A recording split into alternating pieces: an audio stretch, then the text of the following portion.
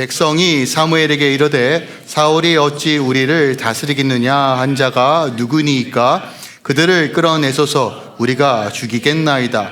사울이 이르되 이날에는 사람을 죽이지 못하리니 여호와께서 오늘 이스라엘 중에 구원을 베푸셨음이니라. 사무엘이 백성에게 이르되 오라 우리가 길가로 가서 나라를 새롭게 하자. 모든 백성이 길가로 가서 거기서 여호와 앞에서 사울을 왕으로 삼고 길가에서 여호와 앞에 화목제를 드리고 사울과 이스라엘 모든 사람이 거기서 크게 기뻐하니라. 자, 조금 더 건너뛰어서 12장 12절부터 끝절까지 함께 읽을까요? 12절입니다. 시작.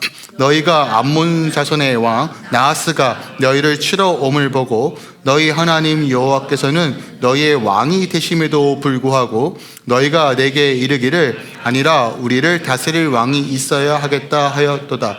이제 너희가 구한 왕 너희가 택한 왕을 보라. 여호와께서 너희 위에 왕을 세우셨느니라.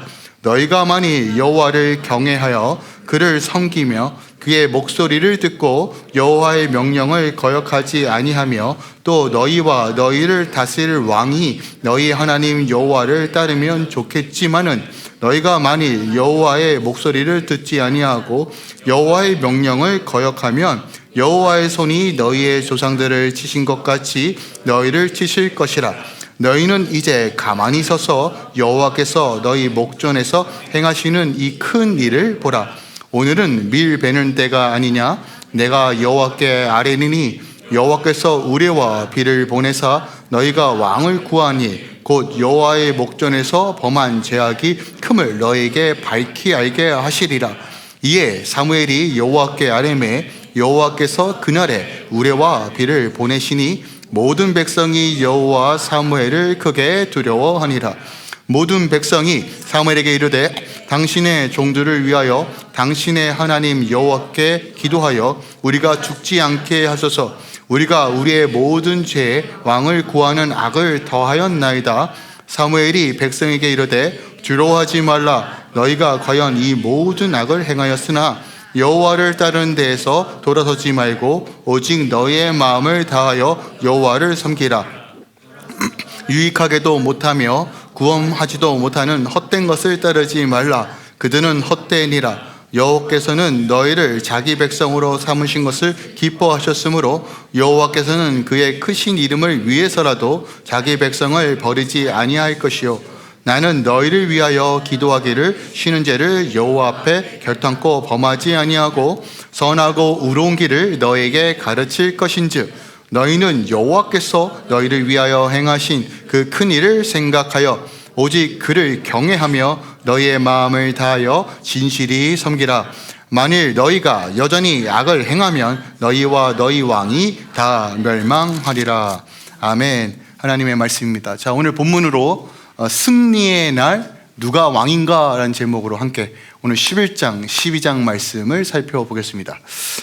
우리 인생에서요 신앙을 가지고 있다라면 여러분의 위기 혹은 밑바닥에 처했던 그 상황 당장 어떻게 해야 될지 모르는 어떤 위협과 어려움 가운데 있을 때 보편적으로 하나님을 찾죠.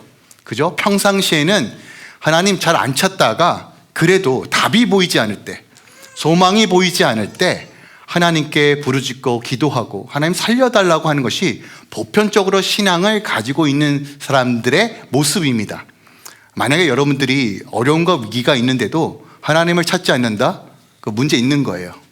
그때만이라도 좀 찾아야 하는데 여러분 우리가 보통 어려움이 처할 때 하나님을 찾는 건 굉장히 일반적인 거죠. 왜냐하면 생존과 관련되어 있기 때문에 지금 내 숨통이 꼬딱꼬딱 넘어가기 직전인데 도움의 손길을 찾는데 도움의 손길이 보이지 않는데 하나님을 찾는 건 어떻게 보면 신앙을 가지고 있는 사람의 일반적인 모습입니다. 그런데 만약에 여러분의 삶에서 정상에 있을 때 어떤 성취가 이루어졌을 때 그때도 하나님을 찾는가? 이건 또 다른 어떤 이슈와 문제일 수 있다라는 것이죠. 등산 좋아하시는 분 계십니까? 나는 좀 산 좀 탄다. 내가 좀 그라우스를 뭐 1시간 만에 돌파한다. 그런 분들은 안 보이는 것 같아요. 저도 소실적에 좀 산을 타고 싶은데 아시겠지만 산을 탔으면 이 몸매가 아니겠죠. 예. 근데 지금 산을 타시는 분 혹은 이제 등산을 하시는 분들 중에 오래된 말 중에 하나가 이런 말이 있어요. 보통 여러분들이 만약에 등산을 한다, 목표점이 어디로 두십니까? 어디까지 가겠다라고 보통 설정하잖아요. 그죠? 거기가 어디예요? 보통 이제 정상이죠. 정상까지는 찍어야지. 보통 거기를 목표점으로 둡니다. 근데 등산을 많이 하신 분들은 그렇게 표현하지 않는 것 같아요. 왜냐하면 정상이 목표가 아니라 그곳은 반환점입니다 라고 표현해요. 결국 내려오는 것까지가 완료잖아요. 근데 그걸 잘 모르는 사람은 올라가는 건 목표점으로 줬다가 내려올 때 쌩 고생합니다. 그래서 저도 못 모르고 운동화 신고 예전에 등산했다가 내려올 때 신발 다 까지고 발톱 다 나간 적이 있어요. 경험해 보신 분은 알아요. 이 세상에서 가장 높은 산 중에 하나가 발음도 안 되네. 에베레스트 산이에요. 에베레스트. 소위 그 8,000km 이상 높이에 있는 거대한 산이고 산맥들이 굉장히 많죠. 사람들이 이 산을 정복하려고 많이들 노력합니다. 일반인들은 좀 어렵고 전문 산악인들이 이제 그 정복하러 올라가죠. 시도는 좋은데 그게 쉽게 정복이 되지 않죠. 그리고 안타깝게도 많은 사람들이 생명이 빼앗기는, 어떻게 보면 어쩔 수 없는 그 죽음, 자연의 재해 때문에 죽음을 맞이하기도 합니다. 근데 여러분, 혹시 제가 통계 자료를 좀 봤는데 산악인들이 올라갈 때 사고가 많이 날까요? 내려올 때 사고가 많이 날까요? 벌써 답을 아시네요. 왜 그럴까요? 왜 그럴까요? 뭐 내려올 때가 뭐 자연재해가 더 심해서요? 그런 거 아닙니다. 그럼 보세요. 올라갈 때는요, 산소가 얼마가 남았는지, 날씨가 어땠는지 굉장히 예민하게. 왜요? 올라가야 되잖아요. 일단 찍고 와야 되잖아요. 근데 사람이, 전문 산악인들도 그 정상에 딱 도달했을 때, 깃발을 딱 꽂을 때 그때 오는 환호와 그 성취감으로 인하여 이미 몸은 지쳐 있는데 산소가 부족함에도 불구하고 뇌는요 괜찮다라고 신호를 보낸다고 합니다. 그래서 그때부터가 오히려 더 큰 위기라는 것이에요. 저는 신앙도 이와 같다라고 생각합니다. 우리가요 보통 실패의 골짜기에서는요 하나님을 찾아요. 하나님 도와주세요. 하나님 저를 좀 불쌍히 여겨주세요 라는 것이 좀 마음 깊은 곳에서부터 저절로 나옵니다. 근데 여러분, 승리의 정상에서 그 고백이, 진실된 고백이 나오냐는 것이에요. 이제 내가 됐다. 것 봐, 내 판단이 맞았어. 하나님도 내 선택을 인정해 주시는구나. 그 순간에 하나님께 묻기보다는 이 모든 것들이 하나님의 복이다, 하나님의 섭리다라고 너무 쉽게 판단하는 경향이 강하다는 것이에요. 그래서 오히려 우리가 실패와 어려움, 어떻게 보면 그 사망의 골짜기에서 주님을 찾을 때가 위기가 아니라 오히려 우리 삶 가운데 어느 영역에 도달했을 때, 내가 원하는 소원이 들어졌을 때, 문제가 해결될 때 우리의 진짜 신앙과 믿음이 적나라하게 드러나는 때라는 것이에요. 여러분, 인생에는 굴곡이 있습니다.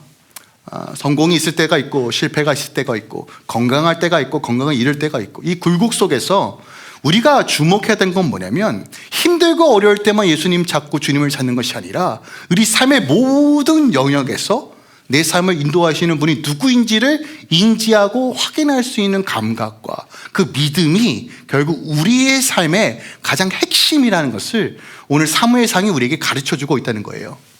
오늘 이스라엘 백성에게 가장 큰 승리, 어떻게 보면 그전까지 찾아보기 힘들 정도로 가장 큰 승리가 기록되어 있습니다. 사울은 왕이 되었고 암몬을 무찌릅니다. 그리고 온 백성이 길가라는 곳에서 기쁨과 찬양을 올려드려요. 그런데 그때 오늘 사무엘 선지자가 어떤 이야기를 하냐면 이런 이야기를 선포합니다. 너희의 왕이 누구냐라고 물어요. 이상하지 않아요? 승리가 이루어졌는데 그들의 소망과 바람이 이루어진 것 같은 그 상황 속에서 오히려 사무엘이 묻는 거예요. 너희들의 왕이 누구냐? 오늘 이 질문, 여러분 삶 가운데 온전하게 진정한 물음으로 이루어지길 소망하고 여러분의 인생의 여정 속에서 여러분의 삶을 인도하시고 구원하시는 분이 누구인지를 다시 한번 확인하는 시간 되길 소망합니다. 우리가 읽지는 않았지만 오늘 이 사건의 배경이 11장 초반에 나옵니다. 11장 1절 이렇게 시작합니다. 암몬 사람 나하스가 올라와서 길르앗 야베스에 맞서 진침해 야베스의 모든 사람들이 나와서 이르되 우리와 언약하자 그리하면 우리가 너를 섬기리라 하니 나오며. 자, 이미 우리가 2주 전에 살펴봤지만 이스라엘에는 이제 미스바라는 곳에서 제비를 뽑아 왕을 선출합니다. 그리고 그 초대 왕으로서 사울이 이스라엘의 왕이 됩니다. 근데 문제는 왕은 뽑았는데 그 제도가 전혀 되어 있지 않아요. 왕궁도 없고 행정 절차도 없고 상비군도 없고 세금도 걷지 않고, 그러니까 이름만 왕인 사울의 존재예요. 심지어 오늘 본문에 보면 밑으로 내려가 보면 이 사울이 뭐 하고 있느냐? 밥 갈고 소 갈고 있어요. 왕의 모습이 아니라 뭔가 이렇게 왕은 뽑아놨는데 허울 뿐인 약간 진공 상태에 있습니다. 자, 이런 상황 속에서 오늘 암몬 사람 나하스가 이스라엘 땅 경계선인 길르앗 야베스에 진을 치고 협박하고 있는 상황이에요. 그런데 이때 어떻게 해야지가 아니라 오늘 이 길르앗 야베스에 있는 장로들이 나아가 암몬 사람 나하스에게 이렇게 얘기하는 거예요. 야, 우리 무서워. 너네 무서워. 쳐들어오지 마. 네가 하라는 대로 다 할게. 우리 좀 화친을 맺자. 약속을 맺자. 니네가 원하는 거 우리가 들어줄 테니까 제발 우리 해치지 마. 이러고 있다라는 것이에요. 자, 나하스라는 이름은 어떤 의미를 가지고 있냐면 뱀이라는 뜻을 가지고 있습니다. 뱀. 예사롭지 않죠? 뱀. 성경에서 이 뱀이라는 동물이 가지고 있는 의미들도 있습니다. 보통 이제 아담과 하와에서 이제 뱀이 웅웅 해가지고 하와를 유혹했다. 그리고 성경에서 뭐 늙은 용, 옛 뱀 이런 표현으로 뱀이라는 이 이미지는요, 하나님의 백성을 괴롭히고 방해하고 끌어내리는 존재로서 이미지화되어 있습니다. 물론 오늘 이 나하스가 뱀이다, 사탄이다라고 직접적으로 표현하고 있지는 않지만 우리가 영적으로 그런 의미로서 오늘 본문을 볼 수도 있다라는 것이죠. 그런데 자, 이스라엘 야베스 지역의 장로들의 반응이 뭐냐면 우리와 언약하자. 그러면 우리가 너를 섬길 것이다 라고 얘기해요. 자, 그 당시 전쟁을 피하기 위해서 보통 선택한 건 뭐냐면 조공을 바치는 거예요. 제가 요즘 이제 신조 최근에 들었던 것 중에 하나가 있는데 그 아이돌 문화에서 팬들이 아이돌에게 조공을 바친대요. 제가 생전 처음 들어봤어요. 저는 조공을 바치는 건 히히 받으시옵소서 이게 조공이라고 생각했는데 팬들이 이제 아이돌에게 이제 조공을 바친대요. 세상에 이런 말이 어디 있어요. 그런 시대에 살고 있는데 보통 이젠 야, 우리의 일부에 너를 줄게. 혹은 야, 우리 처녀들 다 많으니까 제발 우리 좀 귀엽게 봐줘. 이게 보통 이제 그 거래를 하는 내용물이에요. 그런데 오늘 나하스가 굉장히 이상한 걸 요구합니다. 2절에 보니더니 나하스가 그들에게 이르되 내가 너희 오른눈을 다 빼야 너희와 언약하리라. 응? 뭘 원하고 있어요? 오른쪽 눈을 원합니다. 지금 야베스에 있는 모든 사람들의 오른쪽 눈을 바치라고 그래요. 변태인가요? 사이코패스예요? 이거 대체 이게 뭘 의미하는 거죠? 근데 그 당시 전쟁의 유형을 조금만 보면 왜 오른쪽 눈을 달라고 했는지 알 수 있어요. 자, 우리 한번 상상을 해볼게요. 군대를 가신 분도 계시고 군대를 안 가신 분도 계시는데 그거 생각하지 말고 옛날 로마 시대 혹은 이제 옛날 초대 군동에서 민족과 민족이 싸운다가 한번 생각해 봅시다. 보통 칼은 오른쪽 손에 들나요? 칼은 오른손에 듭니다. 보통 오른손잡이가 많으니까요. 그러면 방패는 어디 손에 드나요? 왼손. 캡틴 아메리카 생각하시면 돼요. 이렇게 막잖아요. 그죠? 자, 만약에 적군이 쳐들어옵니다. 진연을 갖추고 싸우러 갈 때, 자, 왼쪽 눈을 가리겠죠. 그러면 적이 어디 있는지 확인하기 위해서는 어떤 눈으로 봐야 합니까? 오른쪽 눈이에요. 근데 오른쪽 눈을 빼서 달라는 건 어떤 의미일까요? 딱 이런 의미예요. 야, 내가 너희들 살려는 줄게. 그런데 오른쪽 눈 다 갖고 와. 다시는 전쟁을 하지 못하도록 아예 씨앗을 말라버릴 거야. 그리고 이것이 너의 몸에 수치로 새겨서 평생 내 밑에 굴복시킬 거야. 그 얘기하는 겁니다. 그럼 왼쪽 눈은 왜 남겨놨어요? 농사는 지어야 되잖아요. 그러니까 평생 노예로 부려먹겠다는 거예요. 그냥 일순간의 계약으로 몇 개 노예 받고 몇 개 조공 받고 이 수준이 아니라 평생 너희도 내 밑으로 굴복시킬 거야. 수치를 줄 거야. 그 얘기하는 거예요. 너의 몸에 수치를 새겨서 평생 그 수치의 백성으로 살게 할 거야. 이게 나하스의 요구였어요. 근데 여러분, 이게 나하스의 요구가 정확하게 죄악들이 우리 안에 역사하는 방식이에요. 여러분, 우리가 죄를 져도 여러분 지금 하나님 앞에 범죄한다고 깨끗하게 죽습니까? 이놈! 하고 그냥 벽에 뿅 하고 떨어져서 죽습니까? 안 죽어요. 알게 모르게 우리가 짓는 죄들이 너무 많죠. 여전히 살아있습니다. 근데 이 죄악들은 스멀스멀 우리 안의 역사에서 하는 역할이 있어요. 우리의 눈을 멀게 합니다. 어떤 눈이요? 하나님을 바라보는 눈, 약속을 붙잡는 눈, 소망을 바라보는 눈, 하나님의 관점으로 현실을 해석하는 눈을 빼버려요. 그럼 눈이 빠지면 어떤 일이 벌어질까요? 무기력해집니다. 저항할 수 있는 능력이 사라져요. 당장 나를 구원해 줄 것을 찾아 헤맬 수밖에 없습니다. 믿음의 눈이 상실되니까. 근데 사단은 어떤 방식으로 우리의 믿음의 눈을 상실시키느냐? 세상에 화려하고 멋쩍은 것들, 경쟁해야 되는 것들, 저거 아니면 내가 살아갈 수 없다라고 여기는 수만 가지 것들을 통해서 우리의 마음과 눈을 다 빼앗아가요. 하나님 보지 못하더라고요. 어느 순간 내 마음이 어두워지고 내 믿음이 껌껌해져서 세상이 요구하는 대로 살아가는 거예요. 당시 이스라엘 백성들이 왕을 왜 구했어요? 주위에 사람 보니까 왕이 있으면 좀 폼도 나고 멋져 보이는 거예요. 제가 조금 이렇게 비유해서 좀 죄송하지만 어머 오빠 저 집 왔더니 이번에 차를 바꿨어. 사륜이고 비 어쩌고야. 어떻게 우리 아들 나이드 하려면 저 정도 급은 있어야지. 하차감이 필요하잖아. 차를 내릴 때 그 느낌. 근데 우리는 뭐야 코딱지 막건 그 뭐야. 근데 막상 차를 샀는데 시동 걸지도 모르고 이거 뭐야. 딱 이런 꼴이에요. 이스라엘 백성들이 딱 그랬단 말이에요. 여러분, 믿음의 눈이 빼앗기면요, 우리는 적당하게 타협할 수밖에 없어요. 소망이 보이지 않으니까요. 저항하지 않으니까요. 여러분, 오늘날 교회가 잠자는 이유가 저는 여기에 있다고 봅니다. 어떻게 저항해야 되는지, 어떻게 믿음의 눈으로 바라보는지를 다 까먹어 버렸어요.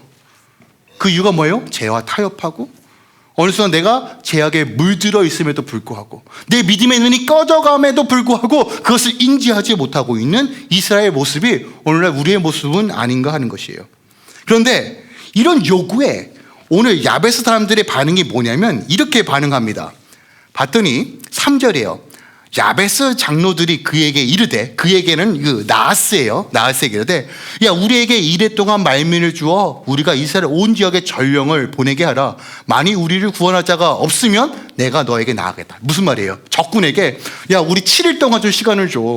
우리 동네만에 소문을 내서 너랑 맞짱 뜰 구원자가 있는지 찾아볼게. 이 얘기하고 있는 거예요. 이게 얼마나 멍청한 요구입니까? 야, 잠깐만 기다려줘. 우리도 어디 구원자가 있지 않을까? 근데 구원자 없으면 네 말대로 눈 빼서 줄게. 이게 얘기하고 있는 거예요. 얼마나 찐따 같습니까? 안 그래요? 근데 여러분 기억하세요? 영의 눈이 잠기면 이 지경이 돼요. 우리가 세상이 요구하는 대로 다 끌려갈 수밖에 없어요. 수치가 익숙해지면 사람은 저항하는 방법을 까먹어요. 그냥 내 팔자니, 아이고 내가 늙어서 자식 복이 없어서, 이런 방식으로 스스로를 합리화한다는 것이에요. 여러분, 실질적으로 이스라엘에게 구원할 자가 없었나요? 있습니다. 누가 계시죠? 여호와 하나님. 오케이, 믿음이 없다라고 칩시다. 그런데 지들이 뽑아서 세운 왕이 있어요, 없어요? 있습니다. 근데 그 왕 지금 뭐 하고 있어요? 밥 메고 소 메고 있어요. 아니, 꼭 사울이 아니더라도 영적 지도자 사무엘이 있어요, 없어요? 찾아가지 않아요. 그 전령을 보냅니다. 그러니까 보세요. 사울에게 가지도 않고 사무엘에게 가지도 않아요. 전령들이 동네방네 소문을 해요. 야, 구원자 없냐, 구원자 없냐, 이 사태 어떻게 해결하냐. 그 이야기, 고통 가운데 울고 있는 백성의 소리를 사울이 지나가다가 들어요.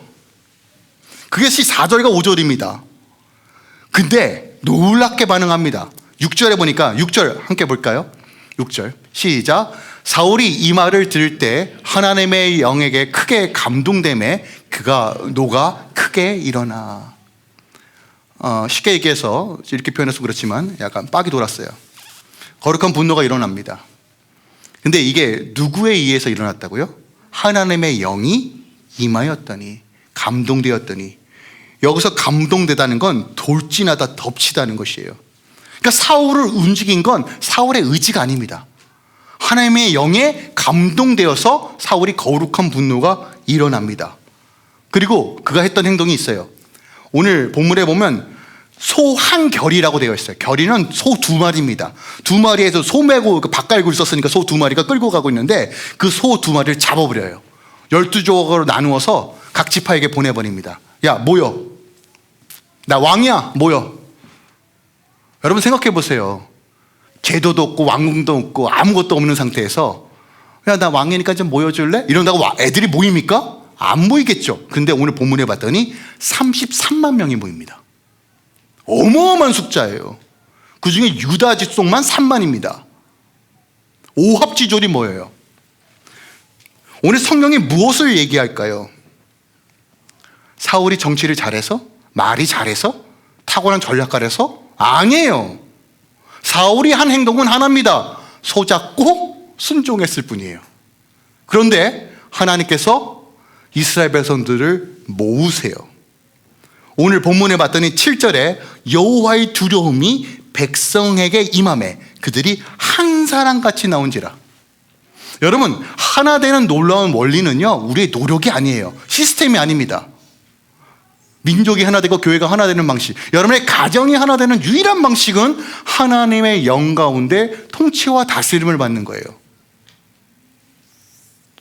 오늘 이 모든 것들을 주관하신 것은 하나님이라는 것을 성경은 기록하고 있습니다. 두려움 가운데 백성을 모으시는 것도 하나님, 그리고 승리로 인도하시는 것도 하나님이에요. 자, 이 33만의 군대를 모아놓고 사울이 세 부대로 나눕니다. 그리고 새벽에 기습을 해요. 그리고 정오에 12시에 이 전쟁을 끝내버립니다. 나하스가 쫓겨 도망갑니다. 야, 어마어마한 승리예요. 지금까지 맨날 찌질이에다가 뜯기고 빼앗기고 무서워, 어떡해 이러고 살았던 찌질이 이스라엘이 어마어마한 군대로 연합되어서 승리를 거머쥐었다는 것이에요. 여러분, 이 장면을 통해서 하나님은 명확하게 말씀하시는 거예요. 왕은 아직 왕답지 않은데 하나님께서 그 자리에서 백성을 구원하십니다. 제도가 아직 정비되어 있지 않은데 여전히 하나님은 일하십니다. 준비되지 않은 사람들을 붙들어서 하나님이 자기 일을 하신다는 거예요. 오늘날 우리가 이렇게 생각하는 경우가 있어요. 목사님, 저는 준비가 되지 않은 것 같아요. 아무리 발버둥 쳐도 이 반복되는 죄를 끊는 것이 참 어려워요. 난 자격이 안 되는 것 같아요. 이런 소심하고 좀 어려운 가운데 있으신 분도 계실 거예요. 또한 또 나이 드신 분들이 또 마음이 약해지시더라고요. 나이 늙었는데 뭐 대우도 못 받고 이러다가 어떻게 해요? 이렇게 걱정과 근심 가운데 계시는 분들도 계시더라고요. 그냥 빨리 좀 데려가시지, 이렇게 또 마음에 없는 소리도 하시는 분도 계시고. 여러분 기억하세요. 우리가 준비가 돼서 하나님께서 일하시는 것이 아니라는 것이에요. 하나님께서 일하시겠다고 작정하시면 그 누구를 통해서도 하나님이 하나님 되심을 드러내십니다. 근데 이 장면에서 우리가 반드시 기억할 것은 뭐냐면, 하나님이 부족한 우리를 통해 일하신다는 사실이 우리가 부족함이 괜찮다는 뜻은 아니라는 것이에요. 제가 좋아하는 찬양 중에 이런 찬양이 있어요. 내 모습 이대로 사랑하시네. 여러분, 이 찬양은 뭐냐면 그냥 그 말의 의미는 그냥 내 모습 그대로 주님께서 사랑하신다는 얘기예요. 근데 여러분, 이것을 너무 합리화하시면 안 돼요. 하나님은 우리가 너 부족한 대로 괜찮다라는 얘기는 있는 모습 그대로 받아주시겠다는 의미예요. 하지만 문제는 늘 성경은 우리에게 요청하는 건 뭐냐면 젖먹이처럼 있지 말아라, 성숙하라, 성장하라. 거룩한 신부로 세우심을 받아라. 하나님의 나라 일꾼으로 세워져 가. 하나님의 나라를 증거하라고 늘 말하고 있다라는 것이에요. 그러므로 하나님의 은혜는 내 모든 선택을 정당화시킬 수는 없어요. 자, 이런 상황 가운데 승리가 선포되어지고 환호가 터져 나옵니다. 기쁨이 터져 나와요. 유례 없는. 자, 그때 이스라엘의 본 모습이 드디어 드러납니다. 이 승리에 도취되어 있는 이 순간에. 자, 그것이 12절, 우리가 읽었던 12절입니다. 자, 보세요. 백성이 사무엘에게 이르되 사울이 어찌 우리를 다스리겠느냐 한 자가 누구니까 그들을 끌어내줘서 우리가 죽이겠나이다. 자, 승리의 그 순간에 이스라엘 백성들이 했었던 첫 행동은 감사와 예배가 아니라 보복이었어요. 피의 보복을 원합니다. 자, 10장 20절에 보면 미스바에서 사울이 딱 선출됐어요. 왕으로. 그때 불량배가 나왔다라고 해요. 불량배가 뭐라고 얘기하냐면, 야, 저까지 게 무슨 우리를 구원할 수 있겠냐? 비아냥거리는 수많은 무리들이 있었다는 것이에요. 근데 지금 승리가 딱 도취되니까 어떤 상황이 벌어져요? 거봐. 왕이 있으니까 우리 이기잖아. 그때 반대했던 사람들이 다 나와. 일로 와. 저것들 다 없애버려야지. 권력이 생기니까, 힘이 생기니까 돌변해요. 감사하지 않아요. 하나님이 하셨다라고 고백하지 않아요. 마치 자기가 잘 선택해서 이 결과를 얻었다라고 이스라엘 백성들이 생각하고 판단하기 시작합니다. 우리 삶에도 이런 모습들이 있어요. 처음에는 어려울 때는 주님 도와주세요, 주님의 은혜입니다 하는데 막상 어느 정도 성취가 이루어지고 성공이 이루어지면 내가 좀 그래도 내가 나니까 이 정도 결과 나온 거 아닌가? 라고 생각하고 착각하는 경우가 있어요. 저도 말씀을 준비하면서 제 안에 어떤 작은 아이들이 있더라고요. 저희가 좀 새로운 계절로 좀 준비하고 있는 과정 속에서 지난 시간들을 돌이켜 보잖아요. 그래서 진짜 하나님 은혜로 이 교회가 세워졌구나 묵상하는데 제 안에 어떤 작은 생각이 뚝 올라오더라고요. 야, 그래도 수영아, 너니까 이 정도 한 거야. 제가 어떻게 반응할게요? 죄송해요, 저한테 하는 얘기예요. 야, 이 새끼야, 정신 차려. 너 죽을래? 제 꼬라지를 제가 아니까. 여러분, 우리가 얼마나 쉽게 교만해지는데요. 얼마나 쉽게 교만해지는데요. 조금만 뭔가 인정받으면 막 난리가 나요. 인정 욕구, 사랑 욕구, 결핍투성이에요. 오늘 딱 승리에 도취되니까 야, 반대했던 사람들 다 나와, 다 죽여버리자. 여러분, 이게 우리의 모습이에요. 제가 지난 시간에도 말씀 나눴는데요, 여러분, 자리가 사람을 변화시키는 것이 아니라요, 우리가 원래 약할 때는 그것이 감춰져 있다가 그것을 드러내는 자리가 마련되면 언제든지 범죄하고 지멋대로 살아갈 수밖에 없는 존재라는 것이에요. 승리가 하나님께 감사하는 제단이 되지 않고 원수를 갚는 칼로 변합니다. 성공이 하나님께 영광을 돌리는 통로가 되지 않고 내 자존심이 회복되는 무기로 바뀌고 있어요. 여러분, 다시 말씀드립니다. 우리가 어렵고 힘들 때 하나님 찾아야죠. 너무 중요하죠. 근데 여러분, 그때뿐만이 아니라 오히려 우리가 어느 정도 성취가 이루어지고 성공이 이루어지고 내 소원이 이루어지고 뭔가 하나님께서 이루어지신 것이 이루어졌을 때 정말 진실되게 하나님이 하셨습니다, 하나님이 주인이십니다라고 정말 고백하고 있는가, 그대로 살아가고 있는가를 여러분 점검하셔야 돼요. 여러분의 인생에서 하나님께서 주권적으로 인도하시는가에 따라서 여러분의 인생이 결정된다는 사실을 믿으셔야 해요. 오늘 구원이라는 야사라는 단어가 이 모든 본문을 커버합니다. 10장 27절에 불량배들이 야, 사울, 제가 우리를 구원하겠어라고 할 때 그 구원이라는 단어가 나오고요. 또한 나하스가 쳐들어올 때 야베스 장로들이 우리에게 구원자가 없어요 할 때 그 구원의 단어가 나와요. 근데 오늘 사울이 뭐라고 고백하냐면 이렇게 고백합니다. 13절에 사울이 이르되 이날에 사람을 죽이지 못하리니 여호와께서 오늘 이스라엘 중에 구원을 베푸셨다. 그럼 오늘 본문이 말하고 있는 핵심이 뭐예요? 누가 구원을 베푸셨다는 거예요? 하나님이에요. 여러분, 이 사실 모르나요? 우리 압니다. 문제는 이것을 늘 망각하고 잊어버려요. 오늘 사울이 중요한 두 가지를 얘기하는데 보복을 거절하고 승리의 주어를 바뀌어요. 사람들이 사울 때문에 야 너 때문에 우리 이겼어라고 하는데 사울은 정작 아니다. 내가 한 거 아무것도 없다. 그러니 이 사람들에게 보복할 필요도 없고 모든 영광 여호와께, 하나님께. 근데 안타까운 건 뭐냐면 이때 사울의 생에서 가장 아름다운 순간이에요. 유일한 고백입니다. 하나님이 하셨다라는. 우리의 사울의 스토리를 계속 살펴보겠지만 앞으로 이제 15장에 아말렉과의 전쟁에서 승리한 후에 사울이 뭘 했냐면 자기 이름 위에 비석을 세워요. 여러분 기억하세요. 성공의 순간에 여러분의 마음을 점검하지 않으면 사울 꼴 되는 거예요. 누나 여러분 스토리를 알죠? 다윗이 이제 사울의 수하에 들어옵니다. 다윗이요. 근데 다윗이 전쟁에 나갈 때마다 승리를 하는 거예요. 그때는 온 이스라엘 백성이 난리가 났어요. 그때 불었던 노래가 뭐냐면 사울이 죽은 수는 천천히요 다윗이 죽인 수는 만만이다예요. 이스라엘의 히브리적 관점에서 천은 굉장히 많은 숫자예요. 물리적으로 천이 아니라 천은 진짜 많은 숫자예요.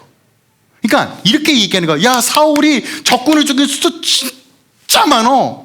그런데 예의상 다윗을 속여야 되니까 그래도 다윗이 더 죽인 수가 많아. 이 얘기는 어떤 얘기냐면 사울도 위대하지만 다윗도 위대해. 함께 찬양하는 노래예요. 그런데 사울은 이것을 어떻게 들었냐면 이것 봐라. 사람들이 다윗을 지지하네. 베아리가 꼬여서 그 어린 다윗을 죽이려고 합니다. 12년 동안 계속 쫓아다녀요. 미친 듯이 광야를 쫓아다녀서 다윗 저 죽여야지. 분노에 휩싸여요. 왜 그럴까요? 여러분 승리의 순간에 사울은 하나님의 영 가운데 있었어요. 하지만 무너지는 그 순간에 사울은 자기 이름 아래에 살았기 때문입니다. 여러분 이것을 명심하셔야 돼요. 인생에서 하나님께서 주시는 모든 복을 누리며 하나님의 화목과 화평을 누리며 하나님과 온전한 관계에서 힘들고 어렵고 상처와 어그러진 그 순간에서도 하나님의 도우심과 구원을 누리는 삶, 여러분의 가정 가운데 하나님의 시온의 대로가 흐르고 화평과 역사들이 이루어지는 삶, 하나님과 눈 마주하면서 온전한 관계를 유지하기 위해서 가장 근본적으로 우리 밑바탕에 세워야 될 가장 전제되는 믿음은 뭐냐면 주님이 나의 왕이시며 주의 통치 안에 내가 있습니다라는 믿음의 고백이에요. 이게 무너지면요, 미안하지만 죄송하지만 여러분은 여러분의 이름을 위해 살아갈 수밖에 없어요. 그 꼴이 바로 사울의 결말이라는 것이에요. 그리고 이 고백은 단회성, 일회성이 아니라 우리가 늘 우리 삶 가운데 던져야 될 질문이라는 거예요. 한 번의 아름다운 고백이 여러분의 평생의 신앙을 좌우하지 않아요. 사울은 이때 가장 아름다운 고백을 올려드립니다. 하지만 그의 결말은 안타까움이에요. 여러분 승리의 날에 가장 먼저 드러난 것이 우리의 믿음의 본질이라는 것이에요. 하나님이 하셨습니다. 여러분의 믿음으로 고백하더라도 여러분의 마음에 무엇을 품고 있는지 여러분 스스로 점검할 수 있잖아요. 자, 이 사실을 너무나 잘 알고 있으니까 사무엘이요, 이 환호의 순간에 자 얘들아 우리 길갈로 가자 14절에 말합니다. 오라 우리가 길갈로 가서 나라를 새롭게 하자. 그러면 사람들이 기대했을 거 아니에요. 야 이제 드디어 왕도 있고 전쟁에서 승리했고 뭔가 새로워지겠구나. 근데 왜 길갈일까요? 길갈이라는 지명이 주는 의미가 되게 중요해요. 여호수아 5장에 9장에 보면 길갈의 의미가 이렇게 기록되어 있어요. 여호와께서 여호수아에게 이르시되 내가 오늘 애굽의 수치를 너희에게서 떠나가게 하였다 하셨으므로 그곳의 이름을 오늘까지 길갈이라 하니라. 길갈이라는 것은 굴러가다, 벗어나다라는 의미를 가지고 있습니다. 이 땅은요, 이스라엘 백성들이 애굽에서 출애굽해서 광야를 지나서 이젠 요단강을 건너 약속의 땅에 처음 딱 들어갔을 때 그 지역이 길갈이에요. 이곳에서 할례를 다시 행하였고 유월절을 처음으로 다시 한번 맞이했고, 그리고 만나가 그치고 그 땅의 소산을 처음 먹기 시작한 곳이 길갈입니다. 근데 길갈이라는 건 애굽의 수치, 그들이 종노릇했던 거, 노예 생활했던 거, 아픔과 상처가 더 씻김을 받고 하나님의 은혜로 새롭게 되었다라는 것을 의미하는 곳이 길갈이에요. 근데 이 지역을 다시 부릅니다. 왜 불렀을까요? 그들이 여전히 가지고 있는 숨겨진 수치와 제약들을 끄집어내 회복하기 위해 길갈로 부르는 거예요. 새롭게 하자 뭐예요? 지금 이 상태로는 너희들 하나님의 통치와 나라를 벗어나서 망할 것이다. 그러니 새롭게 하자는 것이에요. 그들은 지금 어떤 상태입니까? 하나님의 은혜입니다. 하나님께서 구원해 주셨다라고 고백하지 않고 사울을 잘 세웠기 때문에, 우리의 선택 때문에 승리하였다라고 생각하고 있는 이때에 사무엘이 말하는 거예요. 우리가 읽진 않았지만 12장 1절부터 11절까지, 제가 광고에 그렇게 됐어요. 여러분들 꼭 설교 듣기 전에 11장 12장 꼭 읽고 오세요. 근데 아시겠지만 카톡 광고가 너무 껌껌해서 안 보여요. 근데 오늘 꼭 가셔서 꼭 읽어보시기 바랍니다. 전체 문맥을 이해하기 위해서. 자, 12장 1절부터 11절까지는 어떤 내용이 있냐면, 사무엘이 백성들에게 말해요. 야, 내가 너희한테 뭐 헛짓한 거 있어? 잘못 심판한 거 있어? 잘못 가르친 적 있어? 내가 너네들 도둑질한 거 있어? 나 청령 결백해. 근데 이스라엘 백성들이 맞아. 사무엘 당시 정말 수고했어요. 거짓이 없어요. 하나님의 사람이에요. 근데 그때 사무엘이 뭐라고 말하냐면, 그런데 너희들 왜 왕을 구하냐? 우리에게 왕이 계시는데 그게 죄악이다 라고 얘기해요. 사무엘이 좀 섭섭했나 봐요. 이스라엘 백성들의 꼬라지를 보니까.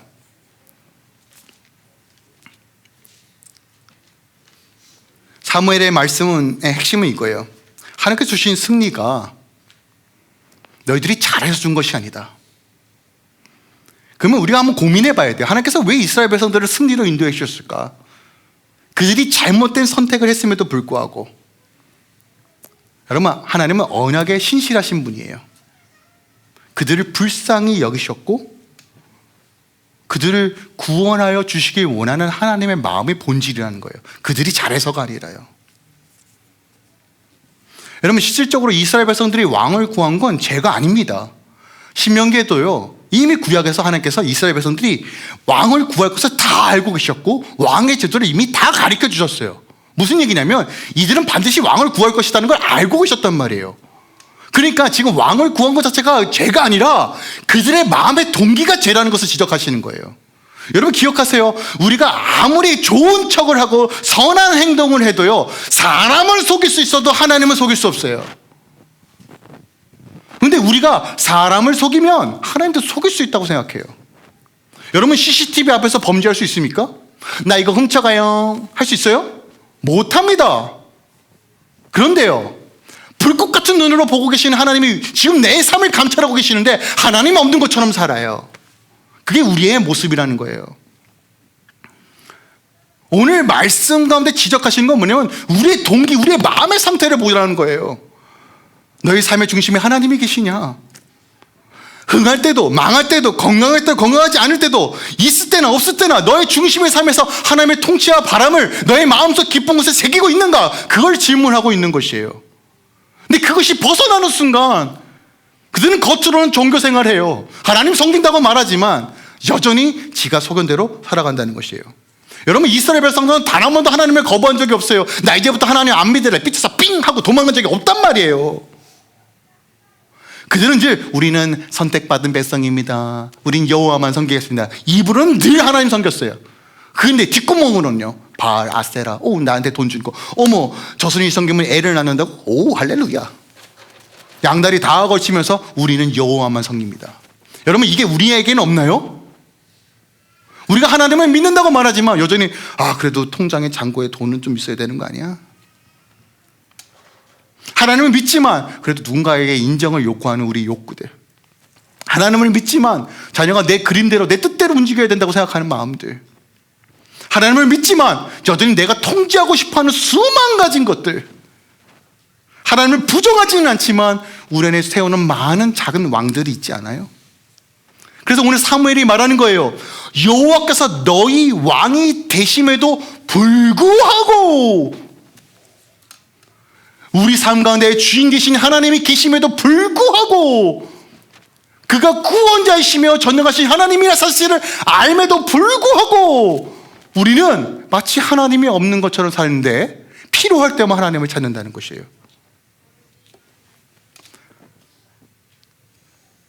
그럼에도 불구하고 하나님은 이들을 구원해 주세요. 이게 하나님의 마음이에요. 제가 이것을 이해하기 위해서 참 많은 생각을 했는데 떠오르는 이미지들이 있어요. 자, 1부 때는 딴소리 했는데 이건 방송에 나가면 안 돼서 큰일 나고 2부 때는 다른 얘기 할게요. 예전에 제가 뉴스를 보면서 한 사건을 봅니다. 그 지하 주차장인데 소위 얘기해서 고가의 자동차들 예를 들어 페라리, 람보르기니 이렇게 주차장에 세워져 있는데 아이들이 소화기를 막 뿌리는, 혹시 그 사건 기억나세요? 자동차가 하얗게 눈눈이 덮여 있어요. 막 신나게 아이들이 뿌립니다. 그 뉴스에 나왔어요. 사고는 누가 쳤어요? 애들이 쳤죠. 철이 없는 애들. 근데 수습은 누가 합니까? 애들이 하여? 부모가 야 이거 수리비가 1억이 나왔대, 니네 가지고 빽 빠지게 일해서 갚아라, 이렇게 말하는 부모 있어요 없어요? 있을 수 있겠죠. 근데 보통 부모가 수습을 해요 안 해요? 해요 안 해요? 안 하실 거예요? 여러분의 자녀가 사고 치면 안 하실 거예요? 버리실 겁니까? 해요 안 해요? 목사님 그런 일이 안 일어나길 믿습니다. 안 하길 소망해야 되지만 만약에 일어나면 부모는 하겠죠. 근데 수습을 하는 게 아유 우리 아들 잘했다 우쭈쭈 이거예요? 아니면 그래도 사랑하기 때문에 다시 가르쳐야 되기 때문에 수습하지 않으세요? 저는 하나님이 딱 그 그림이라고 생각합니다. 지금 얘네들 말 잘 듣는다고 승리 준 거 아니에요. 근데 이대로 놔두면 완전 망할 것 같으니까 그래도 목숨줄 붙여주신 거예요. 그런데 구해놓고 승리를 주신 애 다시 가르치는 거예요. 핵심은 뭐예요? 누가 구원자냐는 거예요. 누가 왕이냐는 것이에요.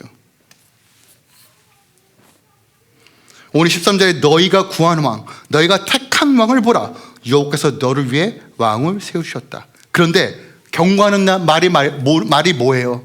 그러나 너희가 하나님을 경외하지 않으면 망한다예요. 여러분 이게 구약에 대한 이야기인가요? 아니요, 지금도 동일한 말씀이에요. 세상이 어그러진 것처럼 보이고 세상의 권력자에 의해서 왔다 갔다 가는 것처럼 보이지만 이 역사의 주관자 되신 하나님께서 지금도 인도하고 계십니다. 여러분의 삶을 개별적으로 세밀하게 인도하고 계신다는 거예요. 그래서 여러분 기억하세요. 하나님은 죄를 그냥 묵과하시는 분이 아니에요. 반드시 다루십니다. 근데 다루실 때 버리시는 분이 아니라 다시 은혜로 채워주셔서 회복하시는 분이에요. 이들이 못 깨달으니까 보세요. 오늘 본문에 봤더니 12장 17절에 비를 뵐 때요. 추수할 때입니다. 비 올 때가 아닙니다. 이스라엘은 두 번의 비가 옵니다. 3월과 4월과 10월과 11월에 그때만 비가 내리고 나머지는 다 건기예요. 근데 비를 뵐 때는 건기입니다. 그런데 뭐예요? 이 말이 진실되다는 걸 내가 하나님께 아뢰 테니까 우레와 번기와 비가 떨어질 거다. 그냥 기도했더니 우레와 번기가 떨어지는 거예요. 그러니까 홍비백삭하고 이스라엘 백성들이 어머 그때서야 우리가 하나님 앞에 범죄하였습니다. 여러분 하나님은 죄를 묵과하시는 분이 아니에요. 하지만 뭘 말하고 있습니까? 오늘 본문에서 너희들 두려워하지 말라라고 얘기해요. 아니 죄가 드러났는데 두려워하지 말래요. 여러분 죄가 드러나면 무서워요 안 무서워요? 우리 애들도 혼날까 봐 맨날 도망가요. 제가 붙잡아놓고 얘기하죠. 야 혼내는 건 혼내는 거고 잘못한 건 잘못한 거고 여전히 그래도 나는 너의 아빠야. 이 얘기를 주구장창 하는데 애가 잘 못 알아들어요. 근데 그럼에도 불구하고 하나님은 여전히 말씀하신다는 거예요. 우리가 죄악을 졌다고 아버지와 아들의 관계가 깨어지는 것이 아니란 말이에요. 하지만 그 버르장 없는 아들이 그냥 지멋대로 살도록 하나님은 내버려 두시진 않는다는 거예요. 그래서 여러분 연약한 것을 합리화시키시면 안 돼요. 성장하길 사모하셔야 돼요. 하나님을 알길 사모하셔야 돼요. 우리 안에 하나님의 복을 주셨는데 여러분 이걸 누리지 못하면 대체 누가 손해입니까? 하나님이 손해요? 아니에요. 예수 안에 다 있는데 주님의 소망이 우리 안에 있는데 우리가 눈이 감기고 빼앗긴지도 모른 채 그렇게 허우적거리며 샀는데 아버지가 그걸 기뻐하시냐는 거예요. 근데 다시 눈에 밝히고 하나님의 영광을 바라보며 이 땅에서 소망이 무엇인지를 발견할 수 있는 그 지혜가 임하려면 죄의 문제 반드시 해결해야 돼요. 근데 죄의 문제 어떻게 해결합니까? 다시 돌이켜 왕이신 하나님께 내 삶의 중심을 드리는 거예요. 그때 회복의 역사가 일어난다. 그리고 22절 우리 좀 함께 읽었으면 좋겠어요. 12장 22절입니다 12장 22절 시작. 여호와께서는 너희를 삼으신 것을 기뻐하셨으므로 여호와께서는 그의 크신 이름을 위해서라도 자기 백성을 버리지 아니하실 것이다. 하나님께서 이렇게 말씀하시는 거예요. 야, 니네가 잘하고 못하고에 따라서 결정되는 게 아니라 내 이름 때문에 할 거다. 여러분, 하나님께서 여러분 절대 안 버리세요. 근데 하나님께서 잘못하면 혼을 내십니다. 근데 그 혼을 하나님 버렸네, 아유 이따 오면 하나님 안 믿다, 이렇게 반응하시면 안 된다고요. 그 모든 정정 속에서 하나님께서 우리 삶을 인도하시고 붙드시는 그 언약의 말씀을 붙잡으세요. 근데 그 중심의 핵심이 뭐예요? 성공할 때든 어려울 때든 내 마음의 중심에 하나님이 주인이신가? 여러분, 이 질문을 반드시 하셔야 한다는 거예요. 자, 말씀을 정리합니다. 사울의 인생에서 빛나는 순간들이 있었어요. 믿음으로 주님을 바라보고 순종했던 때가 있습니다. 하지만 오늘이 어떻게 보면 유일한 상황이에요. 그 후에 타락의 길로 갑니다. 왜요? 묻지 않았어요. 자신의 의와 자신의 노력으로 이루었다라고 생각하니까, 자기 힘으로 왕권을 유지하려고 하니까 무너진 거예요. 여러분, 인생에서요, 우리가 애써야 되는 영역들이 있습니다. 힘써야 되는 영역도 있어요. 맡겨진 책임감도 있죠. 하지만 그 모든 것에 여러분, 주님의 도우심을 구해야지만 살아갈 수 있다는 사실을 여러분 꼭 기억하시기 바랍니다. 여러분, 하나님을 구하는 건 나약한 것이 아니에요. 우리는 하나님 없이는 아무것도 할 수 없습니다. 제가 본문을 묵상하면서 이 구절이 들어오더라고요. 10장 27절에 어떤 불량배는 이르되 이 사람이 어떻게 우리를 구원하겠느냐. 여러분, 이 워딩이 또 어디서 들리는지 아십니까? 예수님께서 십자가 지실 때 로마 백성들이, 국민 분명들이 했던 얘기예요. 야, 너 스스로 구원해봐라. 너 같은 게 어떻게 구원하냐. 근데 우리 주님이 사망 원세 이기시고 부활하셔서 만유의 주, 만영의 왕이 되셨어요. 인간의 왕도는 실패할 수밖에 없고 인간의 제도는 실패할 수밖에 없어요. 하지만 주님께서 왕이 되셔서 우리를 통치하시고 다스리겠다고 약속하고 계신다. 오늘 이 약속을 붙잡길 소망합니다. 특별하게 여러분들이 잘 나가실 때, 누군 그러시더라고요. 목사님, 제가 잘 나간 적이 없어서 잘 모르겠어요. 여러분, 소망하고 기대하십시오. 여러분 창대하게 하실 것입니다.